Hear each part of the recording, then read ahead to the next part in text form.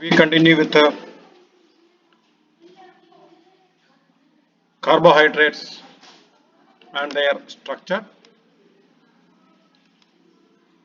Already you found this slide. You studied the differences between pyrenosis and furanosis. Now we are going to see what's a hemiacetal and what's a hemiketal. Actually, already you have seen the effect of this phenomenon. What's given here?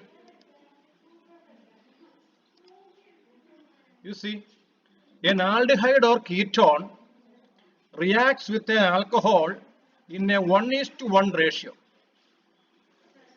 If the aldehyde is reacting, what is produced is hemiacetal. If a ketone is reacting, what is produced is hemiketal. And another feature is that the carbon which is reacting now forms a new chiral center or a new asymmetric carbon. You see here, there is an aldehyde, R1CHO is an aldehyde. It is reacting with an R2OH. Actually, this R2OH is its own part. You see, R1CO, this H is a part of a sugar. This R2OH is the part of the same sugar. We will see that later. And what is formed is a hemiacetal. Now you see this carbon, this carbonyl carbon was here. It was not asymmetric in nature.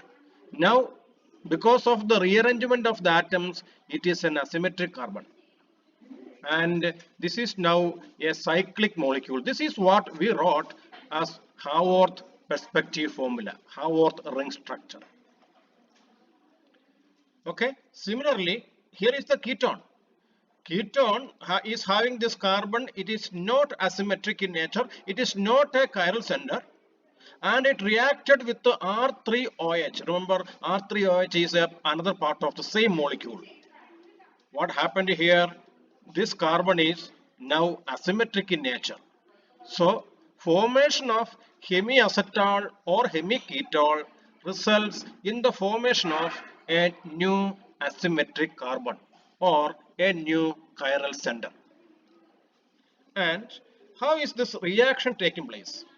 Look here, this is an OH. This is a double bonded O. One of this double bond is broken. Naturally, what happens? Naturally, this H is going with this oxygen. Simply by sharing electrons, a new covalent bond is produced. That is what you see here. You see black oxygen and red hydrogen. Black oxygen, red hydrogen. What is remaining? Once this hydrogen is gone, R2O, this O is directly bonded to this carbon. You see, that is what is formed here. We call it hemiacetal. Same is the case with the hemiketal also. Already a keto group is bearing two carbon atoms on the functional carbon. That is why R1 and R2. Now R3OH is reacting. R3OH is another part of the same molecule. Again, one of this double bond is broken and this oxygen is going with this, this hydrogen is going with this oxygen by sharing an electron, resulting in an OH. You see, black oxygen and red hydrogen. What's remaining there? This carbon is now reacting directly with this oxygen, OR3. This is a hemiketal. Actually, this is a ring structure. Haworth ring structure is this one. Hemiacetal and hemiketal. And whether it is acetal or ketal, as the case may be, it can react with one more group, R3OH here in the case of acetal. And of course, this is a different sugar. R3OH is from a different sugar. What happens? H2O goes out. How is this H2O? Black oxygen is this one. Red oxygen, one is this, one is this. So this H2O is going out like this. Are you listening to me? This H2O is going out. That is what you see here. And this OR2, OR3. Which is OR3? This O and H and this H are gone. Now this bond is free. This electron is free. It is directly reacting with the O. So COR3. That is what you see here. And this is now a combination of sugars. And this newly formed bond is called a glycosidic bond. This glycosidic bond is actually joining two sugars together. Same is the case here. Already we have R1, R2 and R3 in the hemiketal. It is reacting with another molecule of sugar having R4OH. H2O goes out. This carbon is now bonded with this oxygen and R4. So this is a ketol. Remember, this bond between this carbon and this oxygen is said to be glycosidic bond. It is actually O-glycosidic bond. What do we mean by the term O-glycosidic bond? Because this glycosidic bond is joining a carbon of one sugar with oxygen of another sugar. We call it O-glycosidic bond. And the same is applied here also. This is actually a molecule of glucose. How do you know it is glucose? Because this OH on carbon number 3 is towards the left. It is a D-glucose because OH on carbon number 5 is towards the right. Is it alpha or beta? It's not applicable because alpha beta anomerism is applicable only for ring structures. So for this Fisher projection formula, alpha beta anomerism is not applicable. What is happening? This C double bond OH, this is the R1 group. This remaining group is the R1 group, R1CO. Is reacting with the carbon number 5. What is carbon number 5 here? This is the R2OH. Carbon number 5 is the R2OH.